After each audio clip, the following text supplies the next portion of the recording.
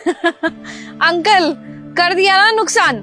अब देखना, आप घर जाना जरा, आपके बेटे ने आपको इतना सुनाना है ना आज, जिसकी कोई लिमिट नहीं, क्योंकि आपने इतना बड़ा जो नुकसान कर दिया उसका। उसकी फेवरेट बाइक होगी ये। इतनी हैवी बाइक लेकर के आप निकले ही क्यों अंकल? देखना, हो गया ना नुकसान।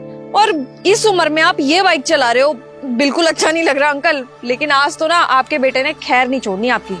लेकिन मेरा बेटा क्यों गुस्सा करेगा? ये बाइक तो मेरी है, मैंने खरीदी है। क्या अंकल, ये आपकी बाइक है? इस उम्र में ऐसी बाइक? ये तो स्पोर्ट्स बाइक है, आप स्पोर्ट्स बाइक चला लेते हो? हाँ, मेरी है। वो क्या है ना कि जवानी में तो अपने शौक पूरे नहीं कर पाया मैं, इसलिए बुढ़ापे में शौक पूरे करने की कोशिश कर रहा हूँ। जवानी में शौक था राइडर बनने का, लेकिन जवानी में जिम्मेदारियां इतनी थी कि अपने शौक पूरे नहीं कर पाया। टाइम नहीं था कि अपने शौक पूरे कर सकूं। जिम्मेदारियों को पूरा करते करते पता ही नहीं चला कि कब जवानी निकल गई और बुढ़ापा आ गया। इसीलिए अब समय मिला है तो अपने शौक पूरा करने की कोशिश कर रहा हूँ। सही है, पर अंकल जी आपने बाइक ले तो ली, और अब ये बाइक जैसे गिर गई है, मुझे लगता नहीं आप उठा पाओगे। एक बार उठा करके तो दिखाओ। यही तो दिक्कत है बेटा, कि शौक में बाइक तो खरीद ली, लेकिन ना हाथों में ताकत बची ना पैरों में, किस बाइक को संभाल सकूं। बिल्कुल सही अंकल जी, आपको पता है सही समय पे सही चीजें ही अच्छी लगती है। अब बुढ़ापे में ये जवानी वाले शौक रखोगे तो कहाँ से पूरे होंगे?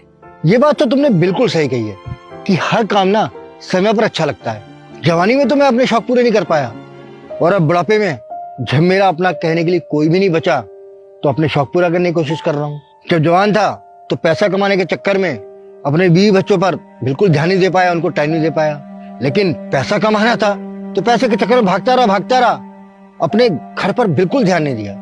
उसका नतीजा ये हुआ कि मेरा परिवार मुझसे दूर हो गया और अब अकेला रह गया हूं मैं। तो अब दिमाग है उल्टा सीधा सोचता रहता है जवानी के बारे में।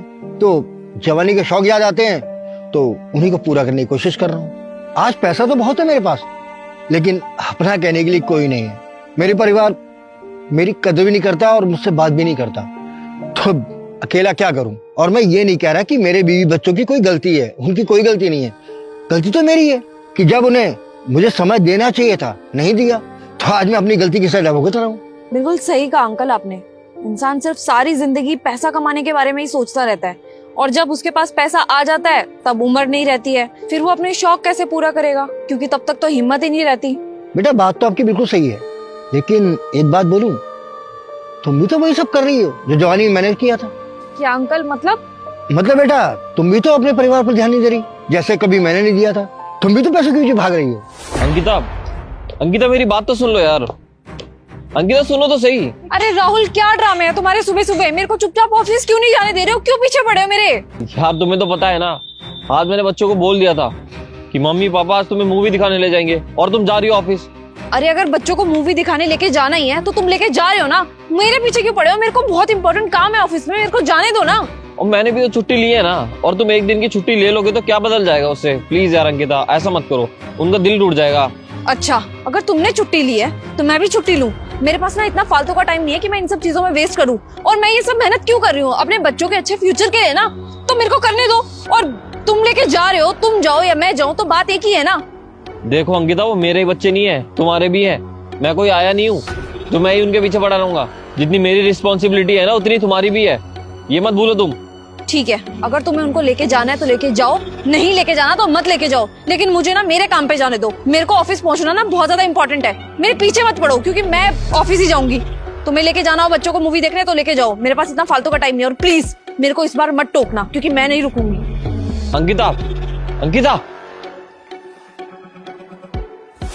ये क्या है? ये क्या नॉनसेंस डाल रखा है तुमने इसमें? मेरे आज इतने इंपॉर्टेंट क्लाइंट आने वाले हैं और मैं उनको ये दिखाऊं? ये क्या मजाक कर रखा है तुमने? तुम्हें मैंने 20 दिन पहले बोल दिया था कि मेरे को ये फाइल बिल्कुल अच्छे से रेडी मिलनी चाहिए, और तुमने ये फाइल रेडी कर रखी है। मैं ये दिखाऊं उनको आगे? बेइज्जती करवाओगे क्या तुम मेरी? Sorry ma'am. तुम्हारी सॉरी का अचार डालूं क्या मैं? इसको ठीक करके लेके आओ। जी मैम। क्या यार, ना अब तुम अपने बच्चों पर ध्यान दे पा रही हो, ना अपने पति को टाइम दे पा रही हो, तो क्या होगा? तुम्हारे साथ भी वही होगा जो आज मेरे साथ हो रहा है, और कल को तुम्हारा पति और तुम्हारे बच्चे ही तुमसे दूर हो जाएंगे।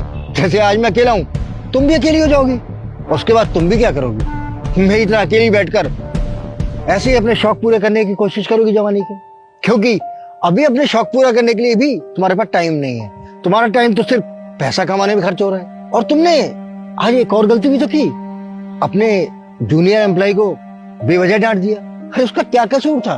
वो अपनी ड्यूटी तो कर रहा था, लेकिन जिस तरह से तुमने बात की उससे बदतमीजी से, क्या वो सही था? अरे आपके नीचे कोई भी काम करता है तो वो इंसान ही ना। और अगर उससे कोई गलती हो भी गई तो इस तरह उसकी बेइज्जती नहीं करोगे ना आप। और अगर आप डांटने की जगह उसे प्यार से समझाते कि उसने क्या गलती की है, तो दुगनी मेहनत से आपके लिए काम करता। लेकिन नहीं, आपने उसको नीचा दिखाने की कोशिश की। आपने अपने घर का गुस्सा अपने बेचारे एम्प्लॉय पर निकाल दिया।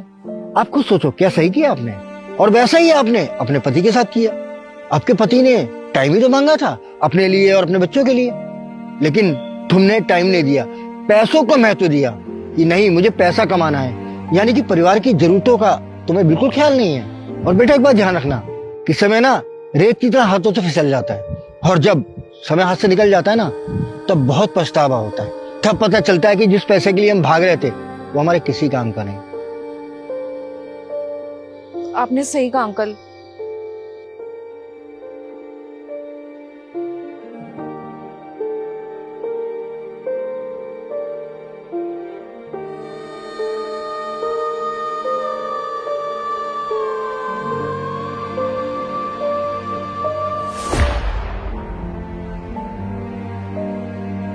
अरे वो अंकल कहाँ गए? और वो बाइक जो यहाँ पे गिरी हुई थी, ऐसा कैसे हो सकता है?